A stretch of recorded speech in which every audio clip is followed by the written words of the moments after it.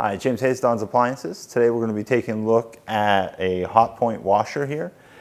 This is model HTW240ASKWS. So this is going to be a really basic entry-level washer that's on the market, but even still at an entry-level price point, it still has some really nice features. Couple things on this. Something that you can do on this that most washers you can is the ability to set your own load size. So you notice you'll have small, medium, large, super, or you can turn it into like any other washer out there and put it on the precise fill where it'll measure the water based upon the weight of the clothing. Simple cycles and the ability to adjust your water temperatures here. On the interior here you can see stainless steel drum, agitator on the interior. You can do your fabric softener here on the inside. Detergent will just go inside on top of the clothing.